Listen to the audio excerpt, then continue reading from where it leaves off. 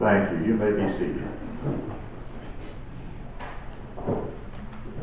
If you watch the news reports,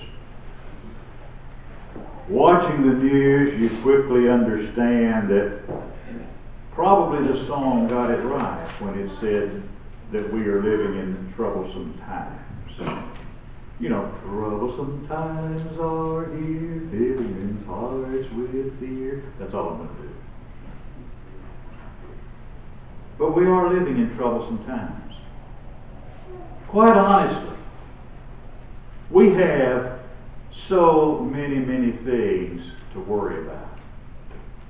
In fact, if you were to turn on the TV every night, and if you watch the news before you go to bed, you would probably cry yourself to sleep every night. Because if you look, there's always some politician who is shrilly saying that we are in an unprecedented situation.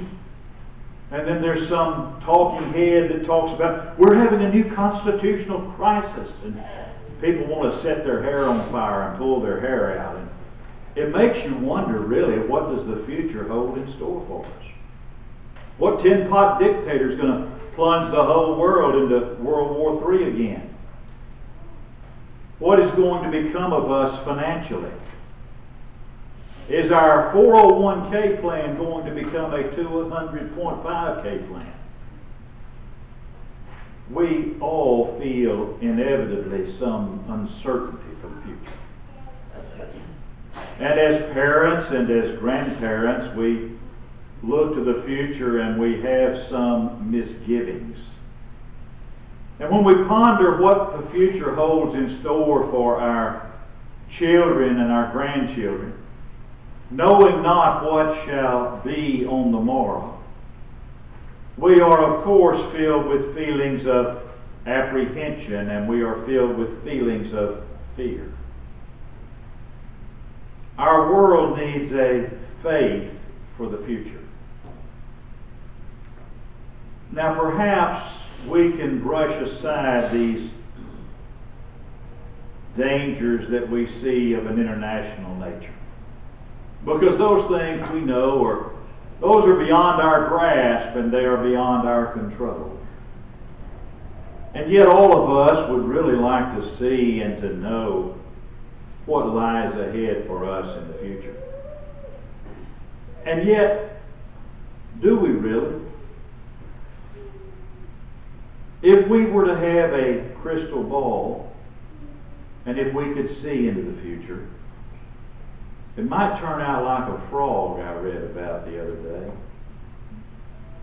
It seems that this particular frog went to see a fortune teller.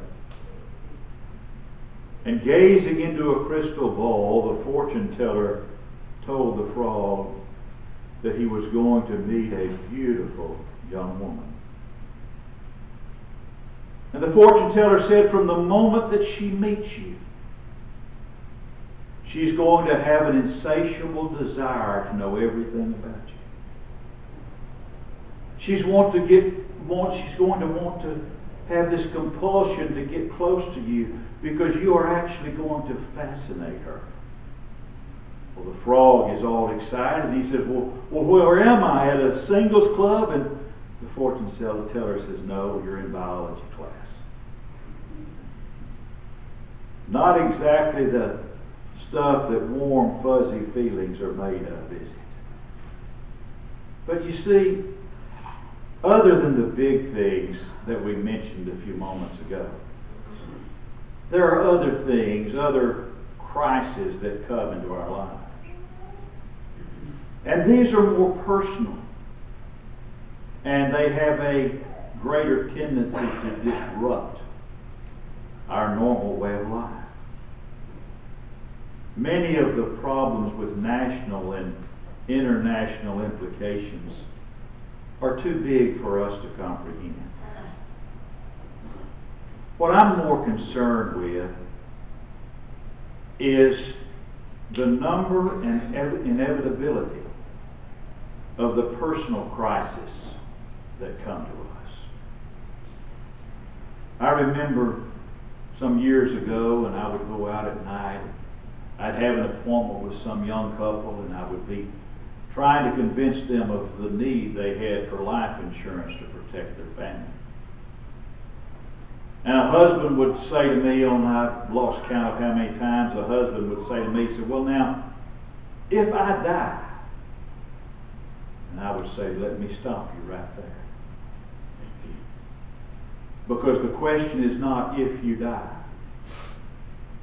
The question is when you die. My friends, it's the same thing about sorrow. The question is not if sorrow comes into our life. The question is when sorrow comes into our life. It is a fact that into every life a little rain must fall. And it is inevitable that somewhere down the road of life there are going to be some major crises that come our way. And there are going to be things that come our way that are going to be too much for us to handle alone. And when they come, our only hope is that we have a faith that is deep enough that it will enable us to survive and to face the future. Because life sometimes comes at us hard. And it comes at us fast. I think by now you know me well enough that you know that I don't really like to interject a lot of personal things and personal stories into my sermons.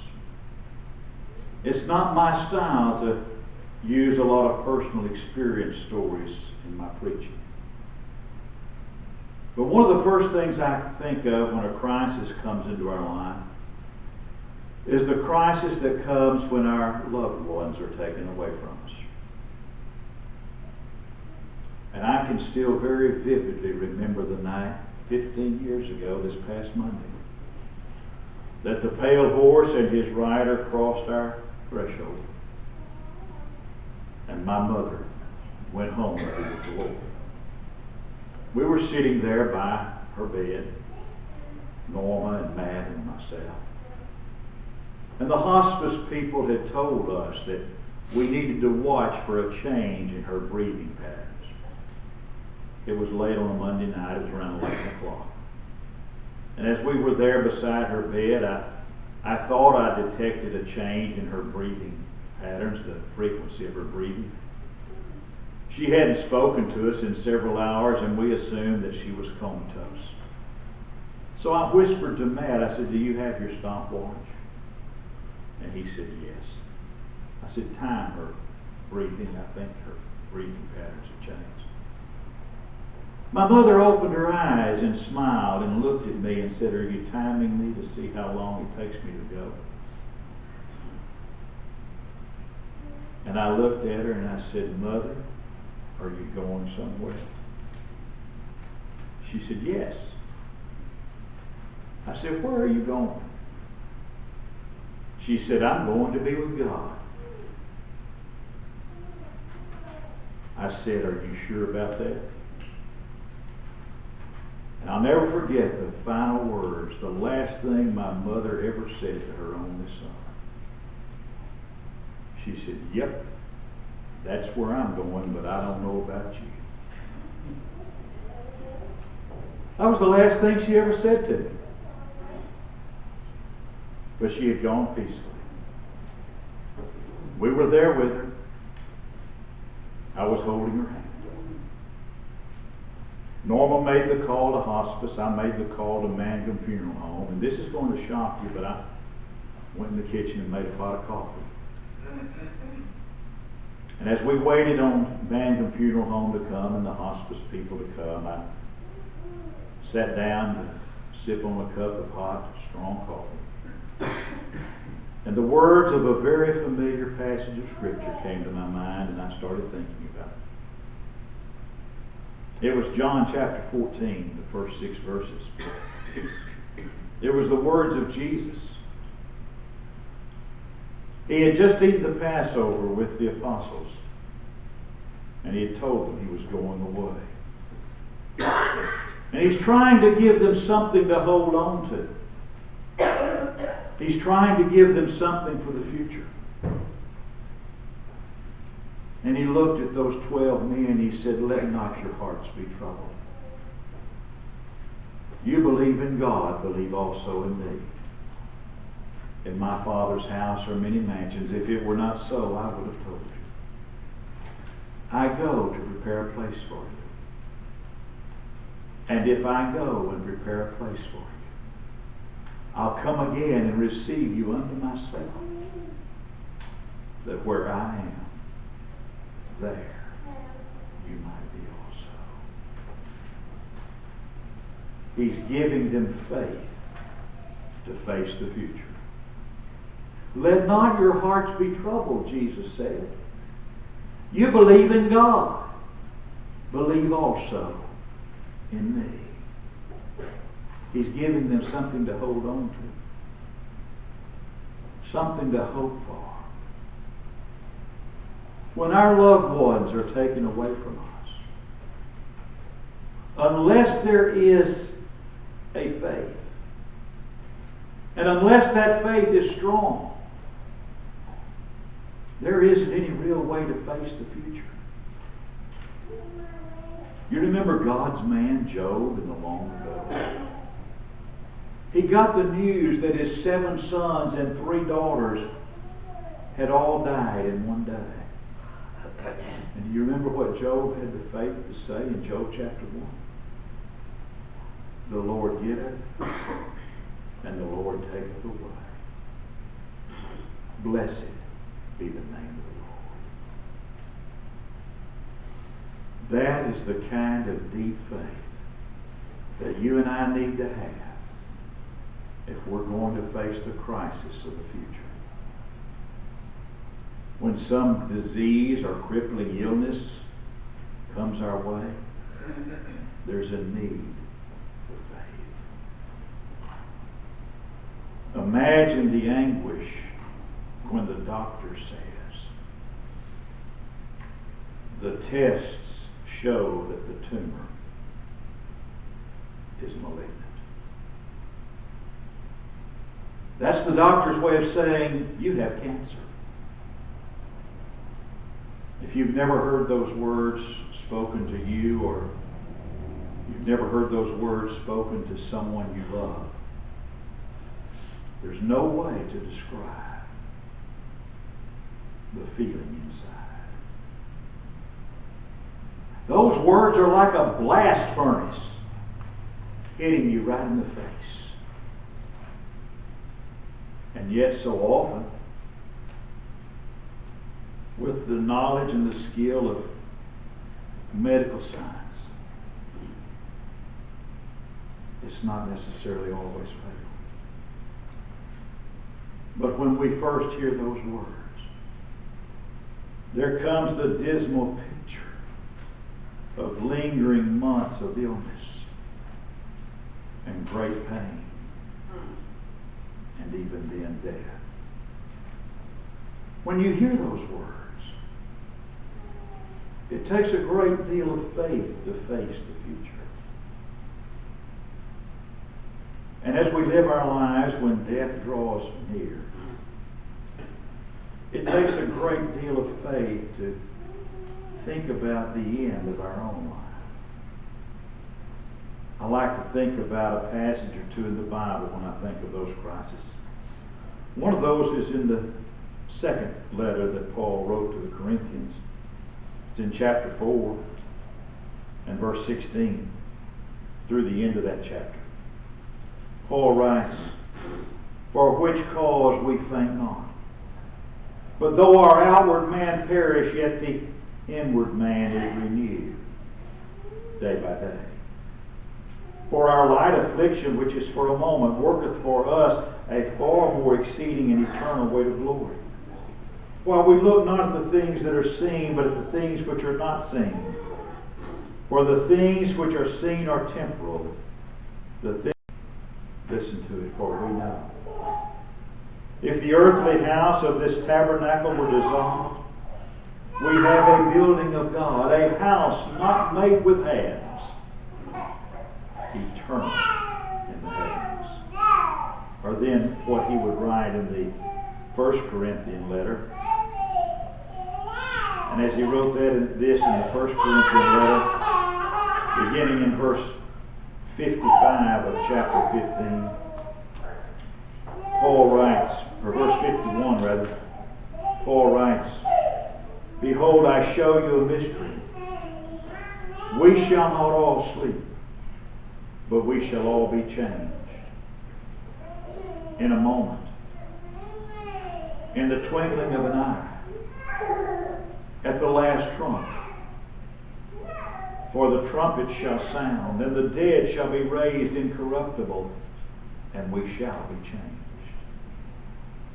For this corruptible must put on incorruption, and this mortal must put on immortality.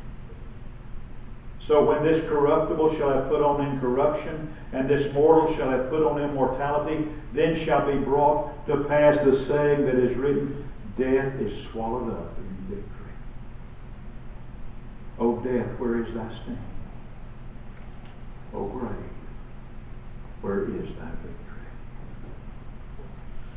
When we have a faith that's deep enough and solid enough to undergird our lives, even death or crippling illness does not shake us.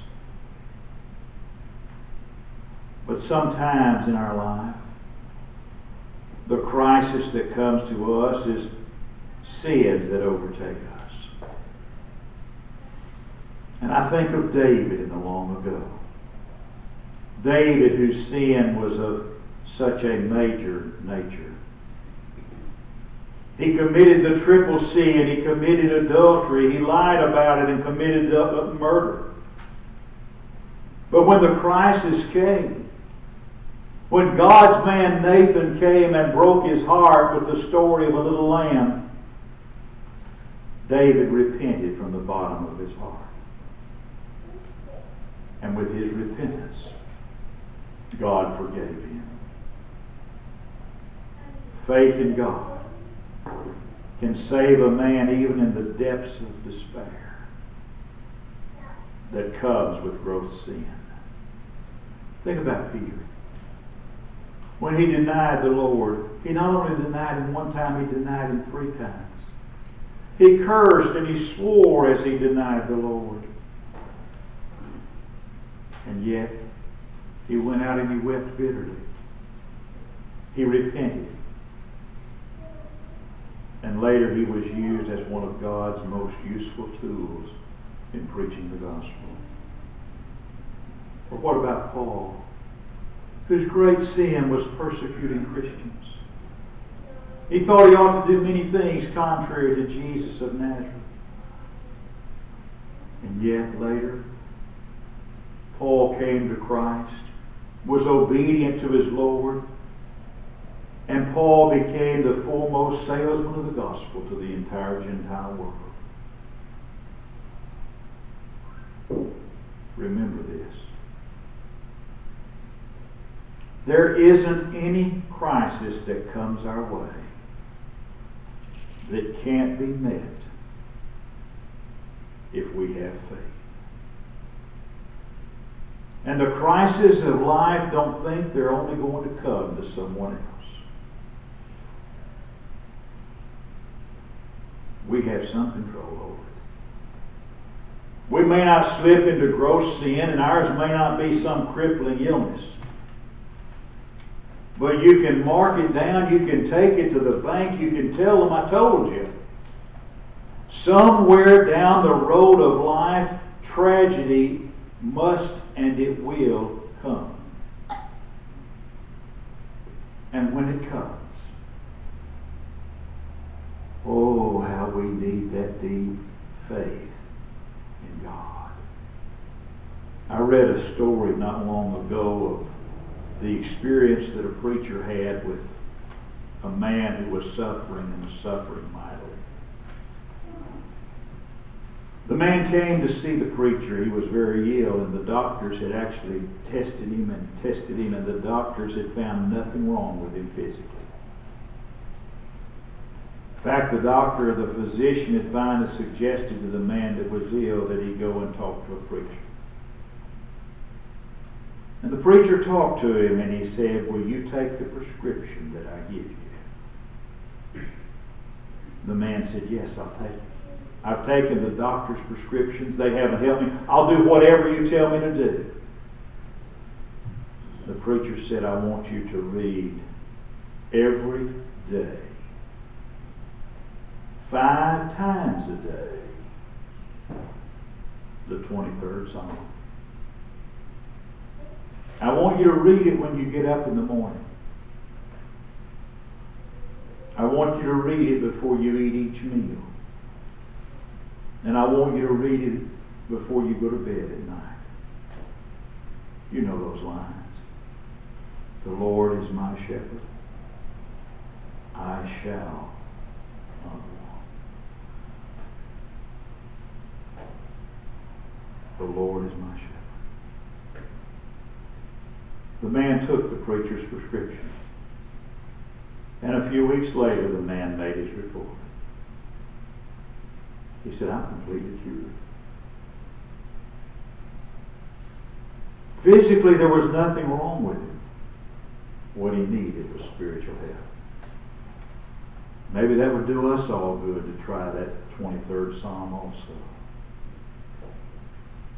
Say it when you get up in the morning. Say it before you eat your meals. Say it before you pillow your head for sleep in the evening. You'll find out something.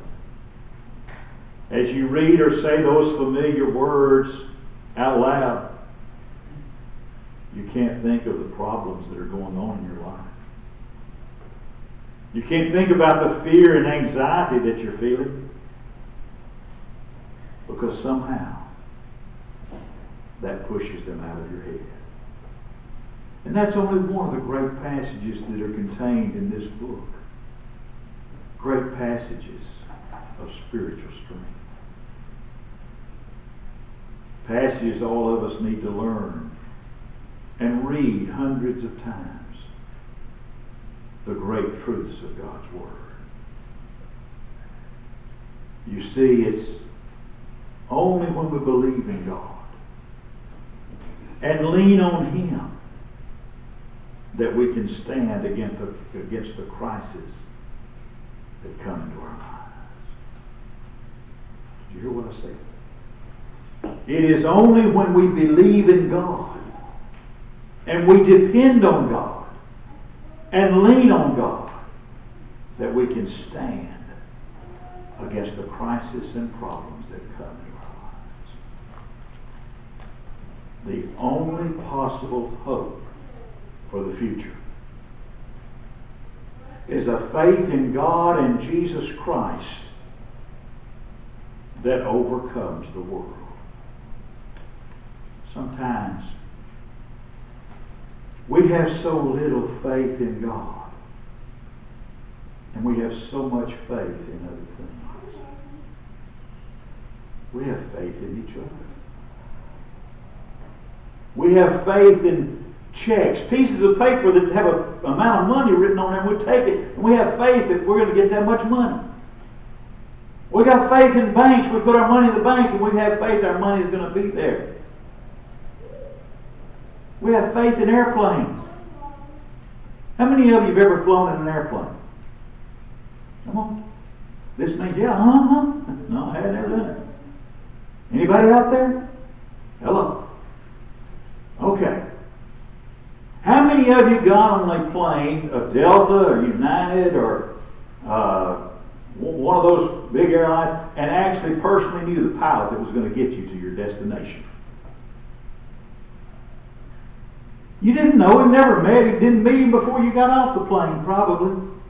But you got on that plane, you had a ticket, you got on the plane, and you had faith that he was going to get you from point A to point B.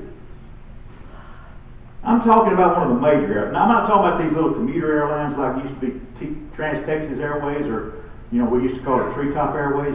Anybody besides me remember Trans-Texas Treetop Airways? Okay, well, a bunch of children. But anyway, you know, the kind of airline, those commuter airlines where the pilot gets on and he's got a book under his arm, How to Fly in 10 Easy Lessons, and there's a bookmark midway through the book. But you get on an airplane, you've never met the pilot, but you trust he's going to get you there. Mama told you all your life to never get in a car with a stranger, but you've gotten in an Uber or a taxi cab at some point, and you had faith. But God, we have faith in people we don't know. We go in a restaurant and we have faith that cook is not going to poison our food. We've got faith in cooks and pilots and cab drivers and Uber drivers. We've got faith in banks and checks. We have faith in people we don't know, people we've never met. And yet we are so reluctant to place our faith and trust in the God of heaven who loves us with an infinite love. How deep is your faith right now? At this very moment, how deep is your faith? This world we live in is a world made up of hills and valleys. From beginning to end, our life is filled with ups and downs. You remember that precious child that came into your home some years ago? How they learned to walk and they'd fall down and they'd skin a knee. And they'd bump a cheek, and how often they cried. But with a child, those ups and downs come so quickly. And then a few minutes later, even after that worst period of crying that they fell down, they're happy again. In that same way, when we get over their ups and downs in our lives, we fall down and we stumble, and we sometimes feel like we're crushed by the pressures of life. When we feel crushed by the pressures of life, the only answer is to lean on the everlasting arms of God. Because God cares for you. He cares for me.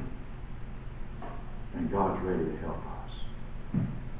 Now the question is, are you ready to say to God, I want you to be the master of my life? Are you ready to say to Jesus Christ, I want you to be Lord and master of my life? Not just part of my life, Lord. I want you to be Lord and master of all of my life. Are you ready to accept Him? Are you ready to be obedient to living His kind of life, obeying His commandments? He promises to help you here. He promises to help you in the world to come. It's His invitation as we stand.